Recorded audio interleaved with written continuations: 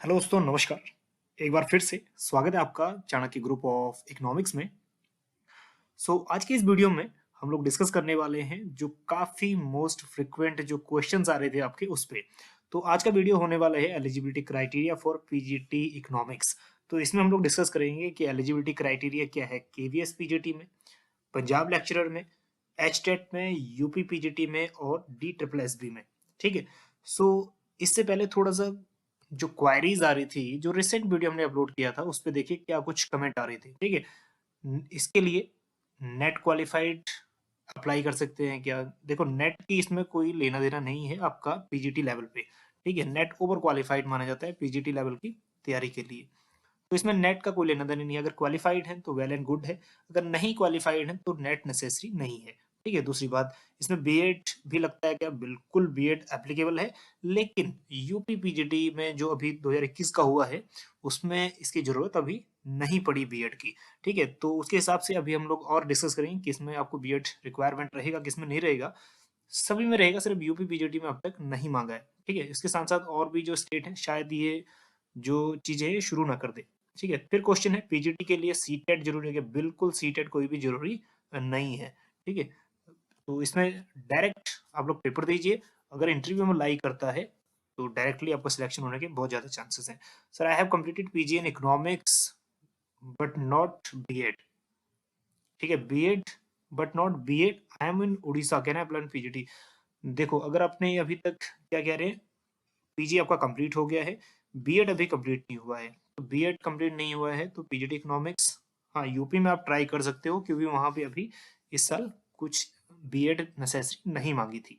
ठीक है। अब हम देखते हैं कि अदर केवीएस की और एनबीएस की दोनों जुड़वा भाई हैं।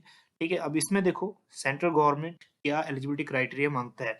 जो एलिजिबिलिटी क्राइटेरिया इन दोनों का है उसी के ऊपर मेन मेन अदर सब्जेक्ट भी या अदर बोर्ड भी टिके होते हैं। वैसे जो इनका क्राइटेरिया है बिल्कुल नीट एंड क्लियर है, बिल्कुल साफ है, क्योंकि ट्रांसपेरेंट वे में यहाँ पे पोस्टिंग होती है।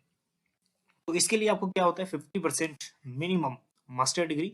मतलब अगर आप लोग एमए करते हो इकोनॉमिक्स में, हम लोग इकोनॉमिक्स का सब्जेक्ट लेके चल रहे हैं, आप लोग यहाँ पे पॉलिटिकल साइंस, आपका जो भी सब्जेक्ट है, हिस्ट्री और जो भी आपका सब्जेक्ट है, ठीक है, कॉमर्स, आप लोग उसको ऐड कर सकते हो, सेम सेम ही रहने वाला है।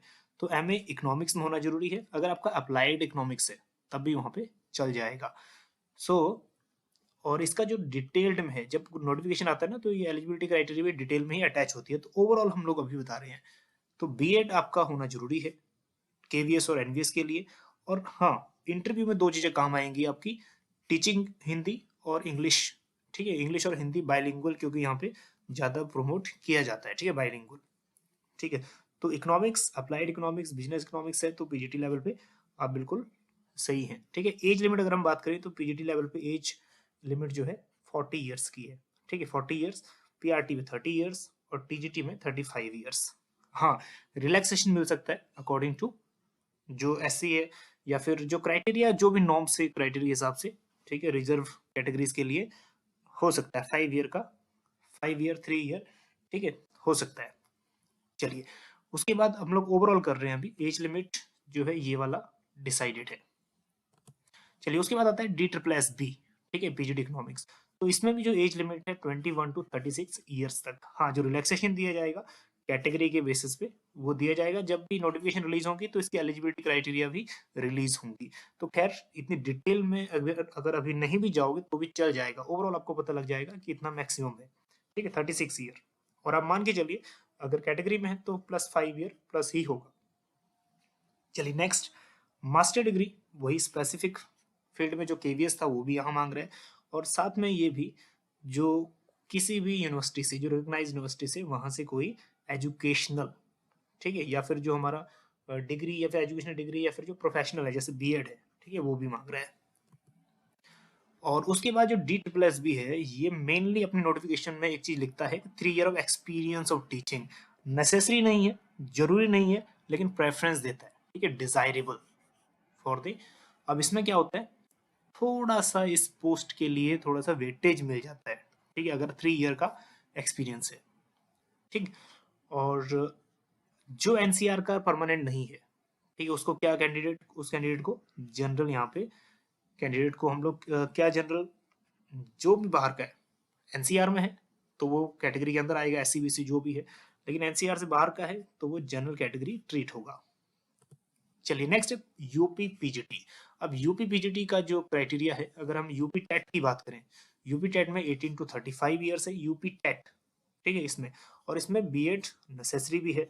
लेकिन अगर हम बात करें यूपी पीजीटी की जो अभी वैकेंसीज निकली थी, यूपी पोस्ट ग्रेजुएट टीचर्स, ठीक है, पोस्ट ग्रेजुएट टीचर्स अभी जो पोस्ट अभी निकली थी उसमें, हाँ उसमें रिलैक्सेशन दे दिया था कि बीएड अगर नहीं है तो बीएड है तो 5 मार्क्स दे दिए थे, और अगर बीएड नहीं है तो चल जाएगा, ठीक है, तो मतलब आपकी मास्टर डिग्री इनफ है।